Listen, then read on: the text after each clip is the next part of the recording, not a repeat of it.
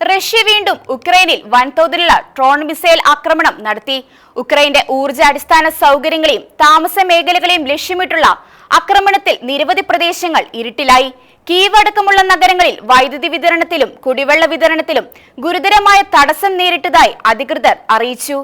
ഇന്ന് ഒക്ടോബർ 10 നടന്ന ഈ ആക്രമണം ഉക്രൈനിലെ ഊർജ്ജ സംവിധാനങ്ങൾക്കെതിരെ നടന്ന ഏറ്റവും വലിയ ആക്രമണങ്ങളിൽ ഒന്നാണ് എന്ന് ഉക്രൈൻ അധികാരികൾ വ്യക്തമാക്കി. റഷ്യൻ സേന നടത്തിയ ഡ്രോൺ ബാലിസ്റ്റിക് മിസൈൽ ആക്രമണത്തിൽ കീവ്, ഡെനിപ്രോ, പോൾട്ടാവ, സ്പോറേഷ്യ തുടങ്ങിയ നഗരങ്ങളിലെ വൈദ്യുതി നിലയങ്ങളും താമസ കെട്ടിടങ്ങളെയും ഗുരുതരമായി ബാധിച്ചു. കീവിൽ കുറഞ്ഞത് 9 പേർക്ക് പരിക്ക് പറ്റിയതായി മേയർ വിതാലി ക്ലിച്കോ അറിയിച്ചു. ഒരു താമസ ഹൈറൈസ് കെട്ടിടം ഭാഗികമായി തകർന്നതായും ചില ജില്ലകളിൽ മുഴുവൻ വൈദ്യുതി മുടങ്ങിയത് മൂലം വെള്ള വിതരണത്തിലും തകരാറുകൾ ഉണ്ടായതായും റിപ്പോർട്ടുകൾ പറയുന്നു. വൈദ്യുതി വകുപ്പുകൾ അടിയന്തര അറ്റകുറ്റപ്പണികളിൽ ഏർപ്പെട്ടിരിക്കുകയാണ്. അത്യാവശ്യ സ്ഥാപനങ്ങൾക്ക് വൈദ്യുതി തിരിച്ചുവിടാനുള്ള ശ്രമങ്ങൾ പുരോഗമിക്കുന്നുവെങ്കിലും പൂർണ്ണ പുനഃസ്ഥാപനം സമയമെടുക്കുമെന്നാണ് വിലയിരുത്തൽ. കഴിഞ്ഞ ചില ആഴ്ചകളായി റഷ്യൻ ആക്രമണങ്ങൾ ശക്തമായിരിക്കുകയാണ്. ശീതകാലം അടുത്തുവരുന്നതിനാൽ റഷ്യയുടെ ലക്ഷ്യം ഉക്രൈന്റെ താപനിലയവും വൈദ്യുതി വിതരണവുമാണ് എന്ന് പാശ്ചാത്യ മാധ്യമങ്ങൾ റിപ്പോർട്ട് ചെയ്യുന്നു. അതേസമയം ചില റിപ്പോർട്ടുകൾ പ്രകാരം ഉക്രൈൻ പ്രസിഡന്റ് സെലൻസ്കി റഷ്യൻ മേഖലകളിൽ തിരിച്ചടിയായി വൈദ്യുതി മുടക്കാനുള്ള മുന്നറിയിപ്പ് നൽകിയതായി റിപ്പോർട്ട് ചെയ്യുന്നു. വിനാശത്തിന്റെ ഈ പുതിയ തരംഗം ശീതകാലത്ത് ദശലക്ഷക്കണക്കിന് ജനങ്ങളുടെ ജീവനും ജീവിത നിലവാരത്തിനും നേരിട്ടുള്ള ഭീഷണിയാകാമെന്ന് വിദഗ്ധർ മുന്നറിയിപ്പ് നൽകുന്നു.